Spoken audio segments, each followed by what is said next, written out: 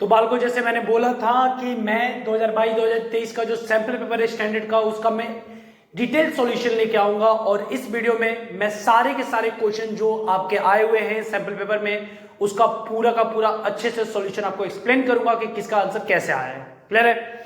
I hope मेरे हिसाब से जितने बच्चे होंगे, मुझे नहीं लगता कि सभी बच्चों के कंप्लीट हुए होंगे सिलेबस, पर जितने बच्चों को हो गए होंगे जो जो क्वेश्चन तुम्हें आते होंगे उनका सॉल्यूशन देखना कि तुम्हें कैसे सॉल्व करना है और समझने की कोशिश करना। ठीक है, तो चलिए पहले क्वेश्चन चालू करते हैं। Let a and b be two positive integers such that a की वैल्यू आपको दे रखी है, a की वैल्यू दे रखी है। क्वेश्चन नंबर फर्स्ट की बात करते हैं। a बराबर दे रखा है p की पावर 3 एंड q की पावर 4 और जो b दे रखा है एंड b जो तुम्हें दे रखा है वो दे रखा है p स्क्वायर q की पावर 3 और तुम्हें इसका HCF दे रखा है। a और b का HCF जो दे रखा है वो दे रखा है p की पावर m और q की पावर n और LCM आपको दे रखा है बालक p की पावर r और q की पावर s और आपसे पूछा गया है m प्लस n और r प्लस s क्या होगा। तो बेसिकली बात क्या है, आपको अगर m प्लस n और r प्लस s निकालना होगा तो m और n की वैल्यू चाहिए, यानी आपको a और b का HCF निकालना पड़ेगा और a और b का LCM निकालना पड़ेगा। HCF निकालना बहुत ही आसान है। जब भी तुम्हें इस फॉर्म में अगर आपको HCF दे रखा हो तो कैसे सॉल्व किया करो, ध्यान से सुनो। तुम a और b में जो भी वेरिएबल है उनकी जो मिनिमम पावर वाला है वो ले लिया करो। जैसे अगर मुझे HCF निकालना है तो यहाँ p की पावर 3 है, यहाँ p की पावर 2 है। सबसे छोटा कौन है? p की पावर 2, 3 से तो छोटा है 2, तो p की पावर 2 हो जाएगा। और यहाँ q की पावर 4 है, वहां q की पावर 3 है, तो q की पावर 3 छोटी तो वो आ गई।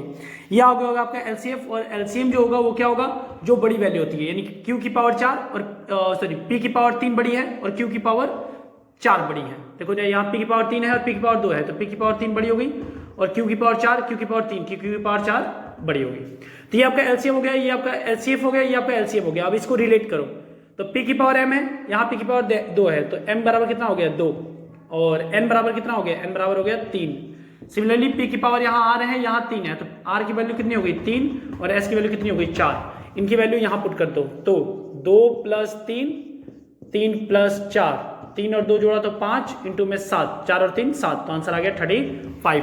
तो आपका जो ऑप्शन सी है, सी आपका सही आंसर है। क्लियर है? एमसीक्यू क्वेश्चन है, सी आपका सही आंसर है। आगे बढ़ते हैं सेकंड क्वेश्चन में। सेकंड क्वेश्चन में आपको कहा गया है, सेकंड क्वेश्चन में कहा गया है let p is the prime number, p एक प्राइम नंबर है और the quadratic equation have be root as factor of p।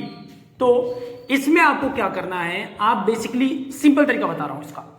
आप क्या करो कि ऐसे क्वेश्चन में अगर आपको दे रखा है रूट हो या फैक्टर हो तो p की वैल्यू जस्ट पुट कर दिया करो x की जगह पे।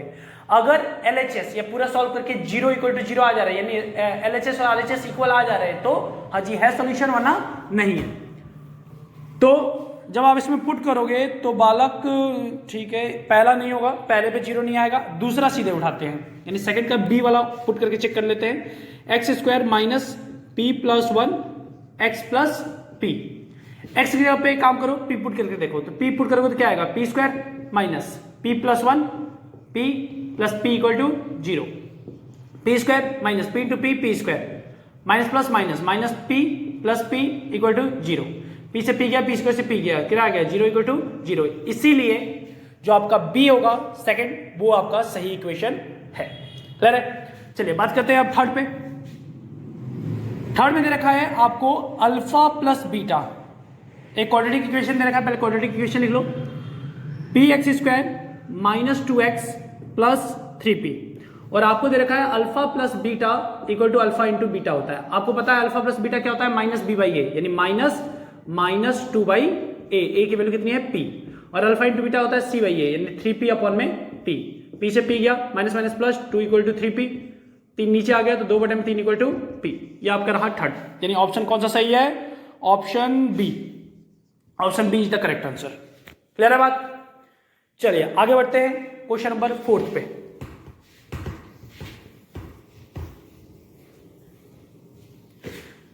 इसकी स्क्रीनशॉट लेते रहना जो भी सॉल्यूशन होंगे, ताकि बाद में तुम देख लेना इसके। ठीक है, चलिए अगला है the system the equation 3x plus Y equal to 1। हमें दे रखा है 3x plus Y equal to 1 और दूसरा दे रखा है 2k minus 1 x plus k minus 1 y equal to 2k plus 1 और हमें दे रखा है कि ये एक इनकंसिस्टेंट है। इनकंसिस्टेंट में क्या होता है, a1 अपॉन में a2 A1 अपॉन में A2 equal to B1 upon में B2 होता है। ये प्रॉब्लम चलती है। Not equal to C1 upon में C2 भी होता है, पर उसकी अभी जरूरत नहीं है, हम इस पे ही काम चलाएंगे। A1 की वैल्यू कितनी है 3, A2 की वैल्यू क्या है x वाला होता है 2k माइनस 1, B1 कौन है y वाला यानी 1, B2 कौन है यहाँ y वाला यानी k माइनस 1, क्रॉस मल्टीप्लाई कर दो तो 3k माइनस 1, 2k उधर गया तो 2k माइनस 1, 3 इंटू के 3k minus 3, 2k minus 1, 2k इधर आया 3k माइनस 2k, और ये माइनस 3 उधर गया तो माइनस 1 प्लस 3, ये बच गया k और यहाँ आ गया 2, तो k equal to 2 is the right answer. तो ऑप्शन डी बालक सही है। क्लियर है? चलिए अब आते हैं क्वेश्चन नंबर 5 पे। क्वेश्चन नंबर 5 इसको इरेज कर रहा हूं, स्क्रीनशॉट ले लेना।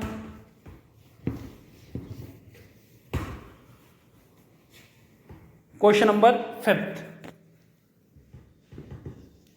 फिर में आपको दे रखा है, तो what is the parallelogram PQRS। एक PQRS एक पैरेललोग्राम है और P इसके कोऑर्डिनेट दे रखे हैं 3,4 और इसके दे रखा है Q -2,3, R दे रखा है -3, -2 और S की हमें कोऑर्डिनेट्स निकालने हैं। तो मैंने S को मान लिया x, y। देखो क्या होता है कि पैरेललोग्राम में एक खास बात है। पैरेललोग्राम में क्या होता है कि इसके डायगोनल का जो मिड पॉइंट होता है वो दोनों का सेम होता है, यानी इस डायगोनल का मिड पॉइंट और इस डायगोनल का मिड पॉइंट सेम होता है। तो डायगोनल का ये इस लेंथ का अगर मिड पॉइंट निकालना हो तो कैसे निकालते हैं, x1 प्लस x2 अपॉन में 2, y1 प्लस y2 अपॉन में 2, x1 प्लस x2 यानी 3 प्लस -3 बटे में 2 और इन दोनों का 4 प्लस -2 अपॉन में 2, ये इन दोनों का मिड पॉइंट होगा। सिमिलरली इन दोनों का मिड पॉइंट क्या होगा, -2 प्लस x अपॉन में 2, 3 प्लस y अपॉन में 2, दोनों का मिड पॉइंट सेम होगा तो इक्वल कर दिया, यानी ये इसके इक्वल होगा और ये इसके इक्वल होगा। इक्वेट कर दो, 3 - 3 अपॉन में 2 equal to -2 plus x upon में 2, 2 से 2 गया, 3 में से 3 गया तो 0, -2 प्लस x, ये 2 इधर आ गया तो 2 इक्वल टू x। अगला सिमिलरली इसको इक्वेट कर देंगे तो 4 - 2 अपॉन में 2 equal to 3 plus y upon में 2, 2 से 2 गया, 4 में से 2 गया तो 2, 3 प्लस y, 3 इधर आया, 2 - 3 इक्वल टू y, 2 में से 3 गया तो -1 इक्वल टू y। तो हमारे पास कोऑर्डिनेट आ गए x 2 y -1, तो कोऑर्डिनेट हो जाएगा 2, -1। तो आपका जो करेक्ट आंसर है बालक वो है 2, -1, that is C is the correct answer. Clear है? चलिए अब बढ़ते हैं क्वेश्चन नंबर 6 की तरफ।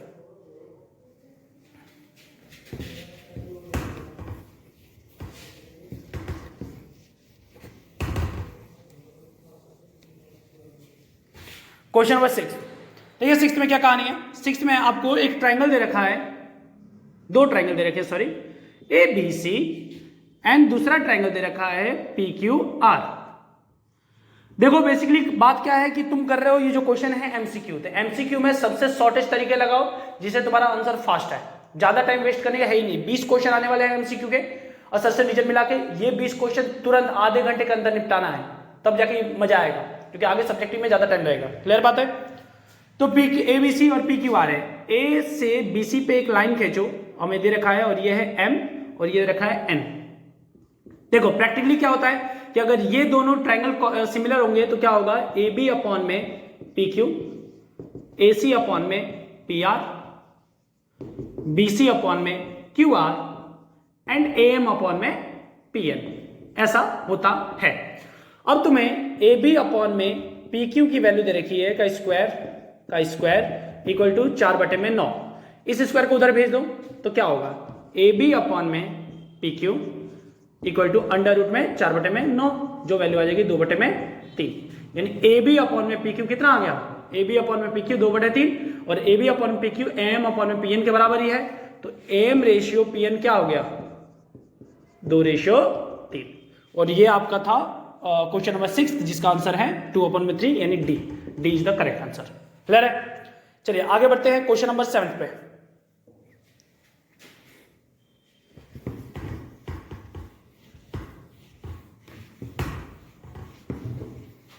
क्वेश्चन नंबर 7 पे आते हैं और 7 में क्या दे रखा है, ट्रिग्नोमेट्री का एक क्वेश्चन है।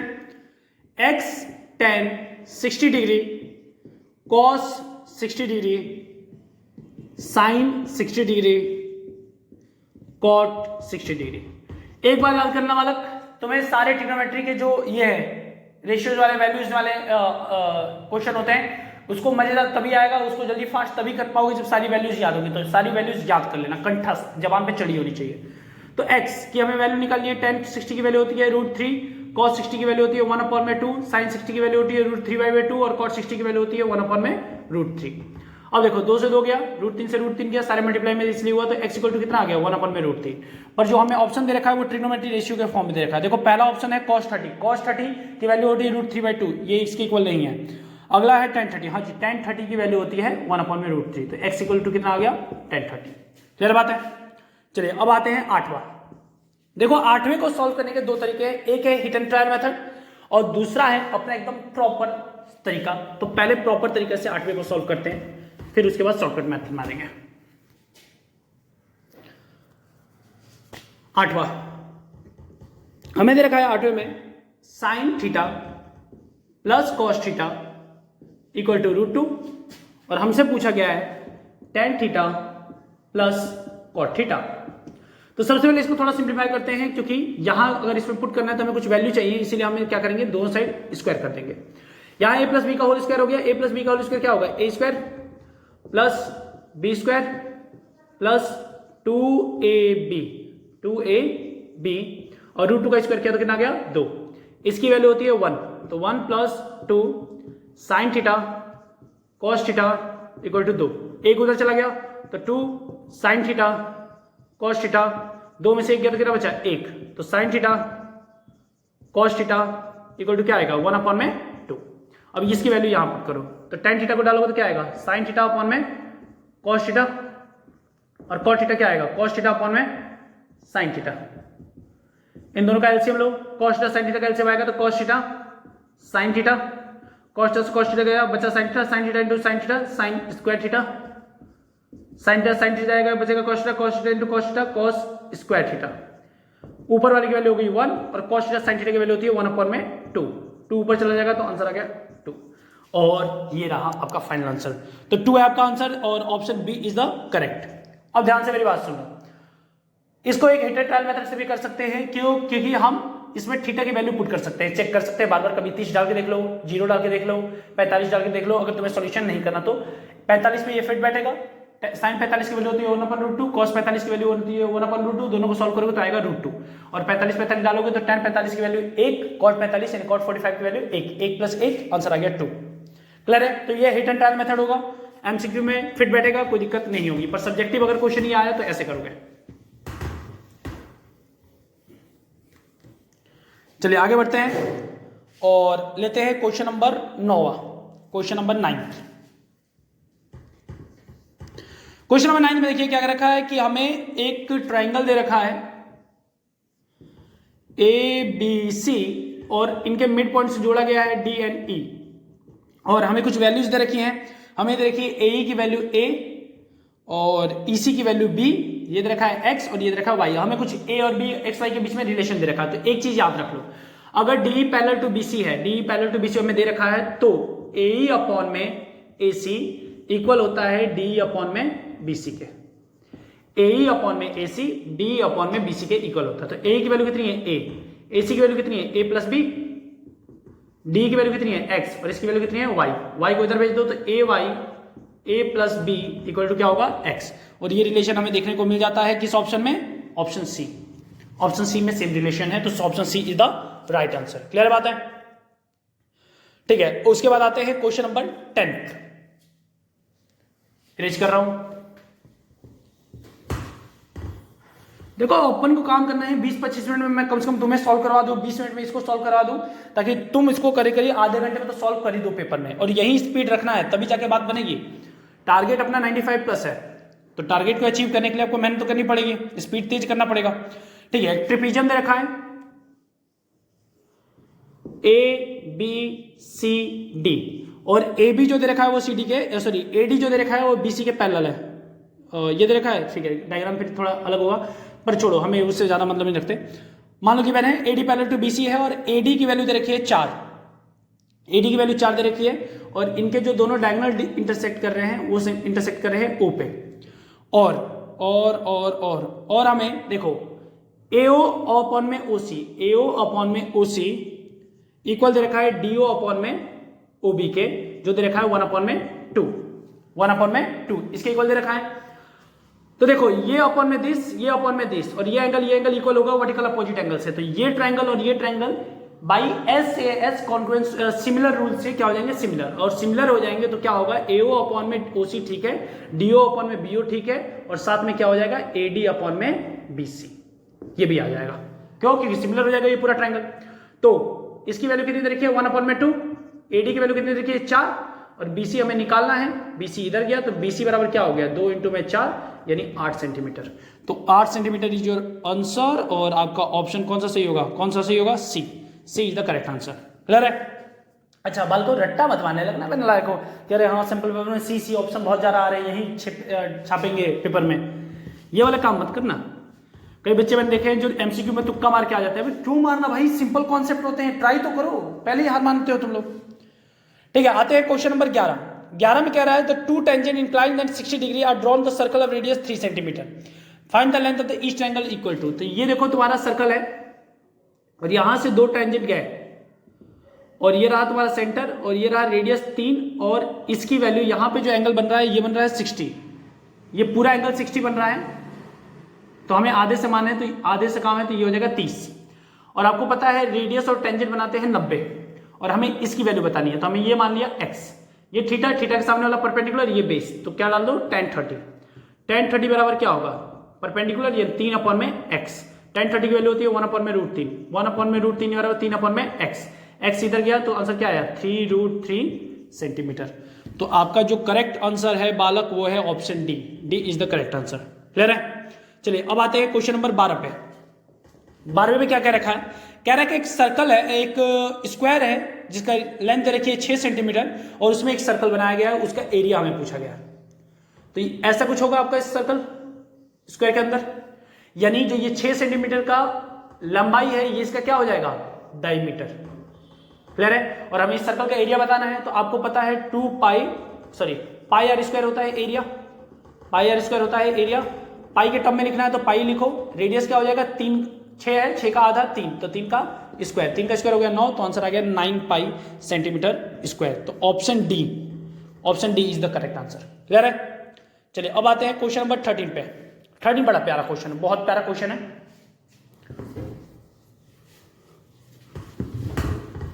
क्वेश्चन नंबर 13 की बात करते हैं। 13 में एक क्यूबॉइड दे रखा है, क्यूबॉइड की लेंथ ब्रेथ और हाइट का सम दे रखा है, length plus breadth plus height का सम दे रखा है बालक आपको 6√3, और डायगोनल की लंबाई दे रखी है। देखो क्यूबॉइड का जो डायगोनल होता है उसका फॉर्मूला है L² plus B² plus H², और ये फॉर्मूला याद नहीं है तो याद कर लेना, ये होता है 2√3 सेंटीमीटर दे रखा है। और आपसे पूछा रखा है area of cuboid, area of cuboid क्या होता है 2LB plus BH plus HL, ये आपको निकालना है। तो एक काम करो L plus B plus H का होल स्क्वायर कर दो, L plus B plus H का होल स्क्वायर करोगे तो आएगा L² plus B² plus H² plus 2LB plus BH plus HL। दोनों साइड स्क्वायरिंग बोथ साइड करो, तो स्क्वायरिंग बोथ साइड करो क्या आएगा L² plus B² plus H², और 2 का स्क्वायर किया तो 4, √3 का स्क्वायर किया तो 3, तो 4 इंटू में 3 कितना आ गया 12। सारी वैल्यू यहां पुट करो, इसकी वैल्यू हमें दे रखी है 6√3 का स्क्वायर, इसकी वैल्यू अभी निकाली कितनी 12, और ये तो हमारा प्यारा सुंदर सुशील एरिया है, तो एरिया लिख दो। 6 का स्क्वायर किया तो 36, √3 का स्क्वायर किया तो 3 बराबर 12 प्लस एरिया, 12 इधर आया 36 दिया 108, 108 माइनस 12 इक्वल टू एरिया, तो आंसर आ गया 96 centimetre square equal to area. बात समझ आ गई? तो ये आपका 96 सेंटीमीटर एरिया हो गया, और इसका जो करेक्ट आंसर है वो क्या होगा, ऑप्शन कहाँ गया बोल गया क्वेश्चन नंबर 6, हाँ 13 का C is the correct answer. Clear बात है? चलिए अब आते हैं क्वेश्चन नंबर 14 भी बहुत सरल है यार, आसान है, कोई दिक्कत वाली बात नहीं है, बस आपको एक फॉर्मूला आना चाहिए तभी बात बनेगी, वरना नहीं आएगी। इसमें क्वेश्चन में मीन मोड मीडियन से रिलेटेड क्वेश्चन है, और आपको दे रखा है, आपको एक फॉर्मूला पता होना चाहिए कि मोड इक्वल टू होता है 3 मीडियन माइनस 2 मीन, ये एक फॉर्मूला है। और आपको दे रखा है मोड माइनस मीडियन, क्या दे रखा है mode minus median is equal to 24, आपसे पूछा है मोड माइनस मीन कितना होगा। तो बहुत काम आसान है, यहां से क्या करो, मोड की वैल्यू निकालो, क्योंकि मोड की तो जरूरत, मोड की वैल्यू यहां से निकाल लो। और सॉरी हमें क्या दे रखा है, the mode difference between median and mean, sorry median और मीन की वैल्यू निकालनी है, मीडियन माइनस मीन की। तो यहां से मोड की वैल्यू निकालो, मोड की वैल्यू क्या आएगी 24 प्लस मीडियन, 24 प्लस मीडियन, और ये वैल्यू यहां पुट कर दो मोड की जगह पे। तो 24 plus median equal to 3 median minus 2 mean. इस मीडियन को इधर भेजो तो 24, देखो ये एक मीडियन है, यहां 3 है, तो एक आ जाएगा माइनस होगा, तो 3 मीडियन में से एक मीडियन जाएगा तो बचेगा 2 मीडियन। तो 2 मीडियन माइनस 2 मीन। 24, 2 कॉमन निकाल लो, दोनों के पास 2 कॉमन है, तो मीडियन माइनस मीन, और 2 से डिवाइड कर दो, आंसर कितना आ गया 12। तो 12 equal to median minus mean. बात समझ आई? तो ऑप्शन जो करेक्ट आंसर है वो है B, B is the correct answer. Clear है? चलिए अब आते हैं क्वेश्चन नंबर 15 पे। क्वेश्चन नंबर 15,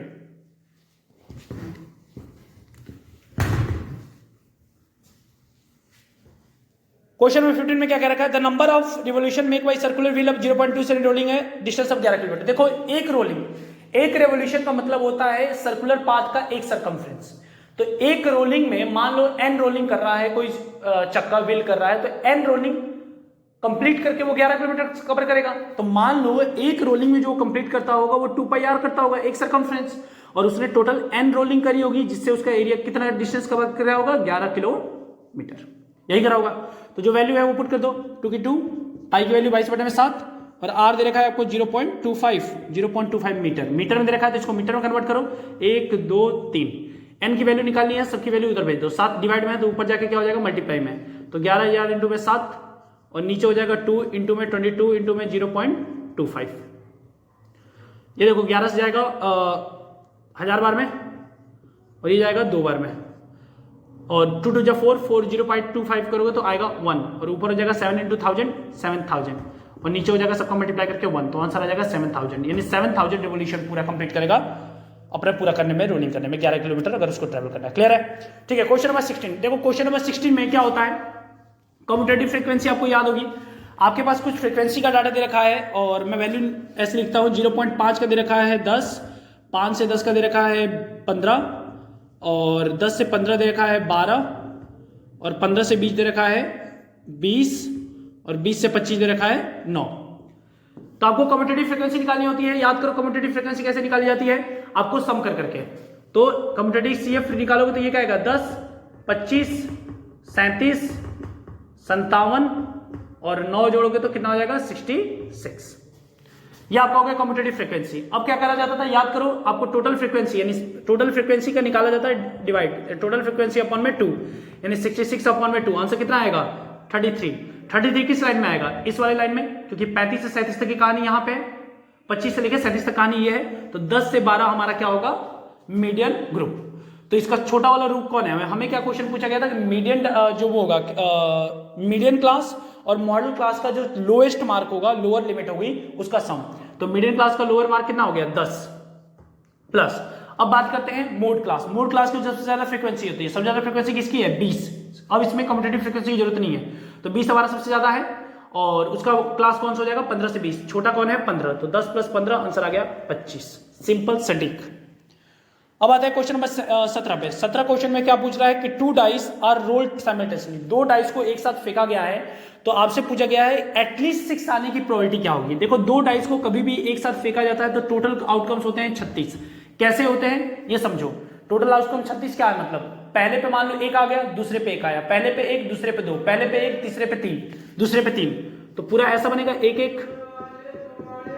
टोटल आउटकम ये बनेंगे 1 3, 1 4, 1 5, 1 6, ऐसे बनेगा। फिर आएगा 2 1, 2 2, 2 3, 2 4, 2 5, 2 6, फिर बनेगा 3 1, 3 3, 3 4, 3 5, 3 6, फिर बनेगा 4 1, 4 1, 4 5, 4 4 6, फिर बनेगा 5 1, 5 6 तक जाएगा, और फिर बनेगा 6 1, 6 2, 6 3, 6 4, 6 5 और 6 6, यही बनेंगे आपके टोटल आउटकम्स। अब हमसे पूछा जाएगा एटलीस्ट 1 6 आए, तो एटलीस्ट 6 का मतलब क्या है, या तो 1 6 आए या 2 भी 6 आए चलेगा। तो देखो यहाँ पे 1 आ रहा है, 2 आ रहा है, 3 4, इसमें भी 6 है, इसमें भी 6 है, इसमें भी 6 है, तो 1 2 3 4 5 6 7 8 9 10 11, तो टोटल कितने 11 हो गए और टोटल आउटकम्स कितने होंगे 36, तो आंसर होगा 11/36। क्लियर है? तो 11/36 आपका हो गया आंसर। और अब बढ़ते हैं क्वेश्चन नंबर 18 की तरफ। क्वेश्चन नंबर 18,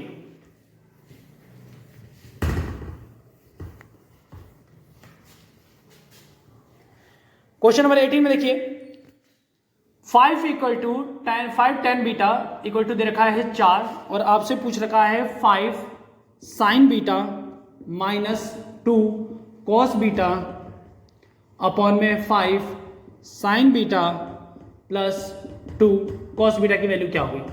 तो क्या हम करो, tan बीटा की वैल्यू यहां से निकाल दो। tan बीटा की वैल्यू कितनी आएगी 4/5 और इस पूरे के पूरे को डिवाइड कर दो किससे, cos बीटा से। क्यों cos बीटा से डिवाइड करोगे तो sin बीटा अपॉन में cos बीटा tan बीटा हो जाएगा और cos बीटा से cos बीटा कट जाएगा, तो cos बीटा से पूरा डिवाइड करो, डिवाइड बाई cos बीटा। जैसे ही डिवाइड करोगे ऊपर हो जाएगा 5 sin बीटा अपॉन में cos beta tan beta minus cos beta से cos बीटा गया बचा -2, cos बीटा से इसको डिवाइड किया तो बच गया 5 tan बीटा और cos बीटा से cos बीटा डिवाइड हो जाएगा बचेगा 2। वैल्यूज पुट कर दो ये, तो 5 इंटू में 4/5 -2 और 5 इंटू में 4/5 +2, 5 से 5 गया, 5 से 5 गया, 4 में से 2 गया तो बचा 2 और 4 + 2 कितना हो गया 6, तो आंसर आ गया 1/3 और तुम्हारा जो करेक्ट आंसर है वो क्वेश्चन नंबर 18 है। चलिए अगला आते हैं क्वेश्चन नंबर 19। ये असर्शन रीजन का है। असर्शन रीजन में पता है आपको कैसे क्वेश्चन आते हैं। तो पहला असर्शन जो आपसे पूछा जा रहा है, कह रहे हैं the product of 2 number is 5780।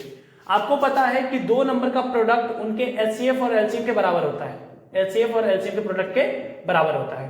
तो ए इंटू बी की वैल्यू दे रखी है 5780 और एचसीएफ आपको दे रखा है 17 और आपसे कहा जा रहा है कि क्या एलसीएम 340 होगा।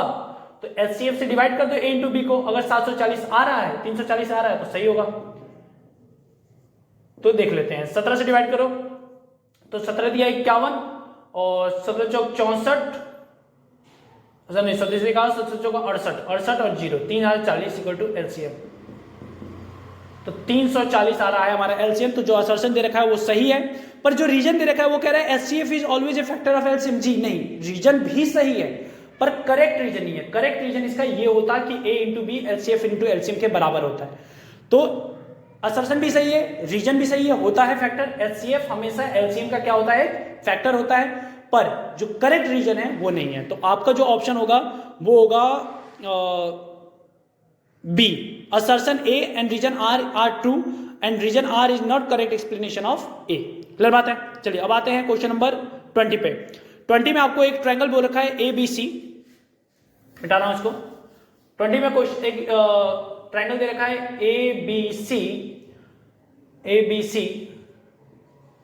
और D और E मिड पॉइंट को जोड़ के बनाया गया और इनके कोऑर्डिनेट दे रखे हैं। कोऑर्डिनेट इसका क्या दे रखा है, कोऑर्डिनेट बालक दे रखा है, कहां गया 3,5 और दूसरा दे रखा है -3,3।